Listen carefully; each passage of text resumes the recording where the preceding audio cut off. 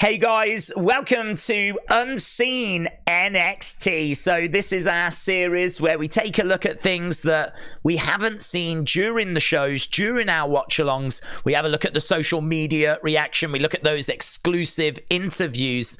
And there's a few bits to talk about. A couple of tweets. Obviously, the big talking point is Ilja and Ridge. So we're going to get into that. And then we're going to end with the NXT Awards. So it was announced on the show that you can go to WWE.com and you can actually vote for the NXT Awards. They're going to be handed out very, very soon. So we're going to end with that. But we're going to start with this from Cora Jade. She's made it clear that a target has been identified. That target, of course, we would know from the show as Karmen Petrovic. We don't know much about Karmen. We haven't seen much of Karmen, but Karmen had took Cora's locker. Obviously, Cora had been away for a little while. She's back now, and she's reclaimed her locker, throwing Karmen's stuff on the floor, and obviously we're building towards a match. So Cora just letting us know a target has been found. As well as that, we also found out about Joe Coffey and what it was like being pulled under the ring. Obviously, during NXT, he got dragged by Joe Gacy underneath the ring. Well, a little tweet here from Joe said the Wi-Fi was decent down there, which is a bit of a surprise. Good coverage. But I never want to experience that again. Joe Gacy, you're marked. We actually saw Joe Coffey looking around during that Gallus match. So this kind of feels like we might now have a feud for Joe Gacy. Joe Gacy has just been popping up once in a while, but now he's actually gone after someone, and that person seems to want revenge. So this could be a bit more significant than it seemed at the time. We may be building to a feud for Joe Gacy, like the first post-schism feud, which I'm very interested to see what his character is going to be like, because it's been a bit confused, I think, up till this point. So yeah, interesting. And then this. So there wasn't loads of stuff on social media because this was a taped show. So I'm guessing people are out and about. They're not backstage. They're with friends. They're with family. So there was a few little bits and bobs, but I really wanted to get stuck into this. A lot of the reaction online has come from fans talking about how they felt about this. So if you don't want to know if this is scripted or if this is real, if it's a shoot, if it's a work, I would suggest stepping away, because we are going to talk about this and we're going to be talking in detail. So we're going to be revealing things, right? So step away. If you don't know, I'm guessing 99.999% of you know. But actually, if you look on social media, there are people that don't. So this is apparently a storyline. So apparently it's a work. So this is a situation that's scripted. So if you was worried about him, you can kind of breathe a sigh of relief. Because this show was taped, this was a conversation that was doing the rounds a few days ago. And so it's one that we've not really spoken about. My feelings on it are this, and I did talk about this during the live stream. I wouldn't book this if I was booking. I agree with comments on the live stream of how does this help Ridge? Like, Ridge is here for redemption. He's here because there's been some incidents and he wants to prove himself. And that was the whole point of him having this match against Ilja. And now this has happened where something's gone wrong in a match. And again, it just makes Ridge look unsafe in the eyes of the fans. So how is this going to help Ridge? Well, I think they must have thought of that, and there must be a way forward. I think the only way forward is to turn him heel and have Ridge just not care. Yeah, I hurt people. I don't want to hurt people, but I do hurt people. So if that's what's going to happen, that's what's going to happen. Like, if he's going to go down that road, that kind of Nia Jax road, I would be interested to see how that went. I could see that it may work, but it may fall flat as well. It's one that I wouldn't book. It's one that I am interested in. I actually thought the way they did this was great. I mean, great. The execution of it, I thought, was great. The only criticism I have is with the production, not the wrestlers. the camera was on Ilja way too long and way too much. If this was real, and we are to believe this is real, they would cut away to the crowds. They would cut away to the commentators. This is a situation that could have real repercussions. Like, if this was real, we don't know if Ilja's not going to be paralyzed. We don't know if his in-ring career is cut short. We don't know even about his life at this point. I mean, obviously the signs were good, but there's so much uncertainty. You wouldn't keep the camera on this person. This is why the Roxanne one earlier this year, I was not a fan of either, because they just kept the camera on Roxanne. You even saw her being wheeled out on the stretcher. Wouldn't do that if this was a real issue, because of the uncertainty. So not keen on the production side of it, but I thought the wrestlers themselves did a great job of like selling this. I don't know really what else I would want from them. Ilja really kind of, you could even say, went a bit OTT, but it was believable to the point where, I mean, it was doing the rounds on social media. People in the crowd were concerned. They were concerned. I mean, it fooled the people in the crowd. So I don't have a problem with the execution of it, apart from the production. I do question the storyline. I do question the creative. There's people that hate this. Gotta tell you, there's people that are dead against this. Then there's people, I don't know that anyone loves it, but I think I am more with the people in the middle of, let's see where this goes. Let's see where this goes. So I'm going to reserve judgment for now, but definitely something I personally wouldn't book. But let's have a look at what we think of the NXT awards. So here on WWE.com, we've got the awards. Now, there's several to vote on, so we're going to blast through these. So this is Match of the Year. So the Men's Iron Survivor Challenge, which I thought was great. Maybe a little predictable with Trick coming from like 0 to win it. But it was still a lot of fun. Any Ilja match is going to deliver. I would say if I had to pick an Ilja match, I'm picking the Dijak one from Battleground. I think I would take that over the Carmelo one. I think Ilja may feature later as well.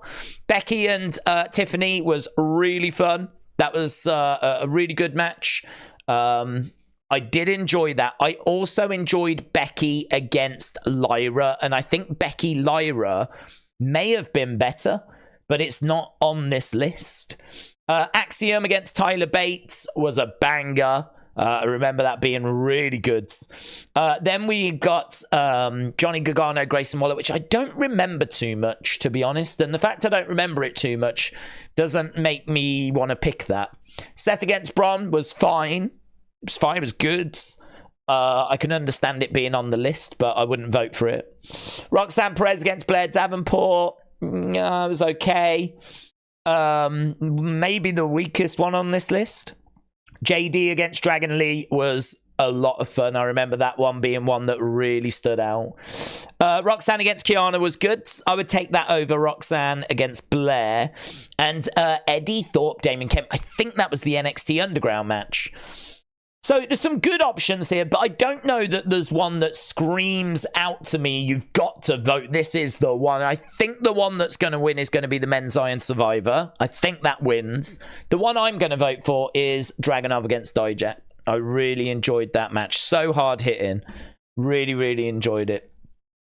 Let's go to the next one then. Tag Team of the Year. So the Creed brothers, the La Family, Gallus, Briggs and Jensen, Hank and Tank, Alba and Isla, Caden and Katana. Well, this is a tough one, isn't it? I mean, Tag Team of the Year, how are you voting that? I mean, what are we actually voting it on? I mean, Caden and Katana just went to the main roster, got called up, and have just won the tag titles. Creed brothers have been called up, and they've just main evented Raw. Probably the strongest team we've had this year might have been Tony and Stax in NXT. Gallus, I wouldn't give them the nod personally. I think Briggs and Jensen have been solid. Hank and Tank just don't feel like they've even got started.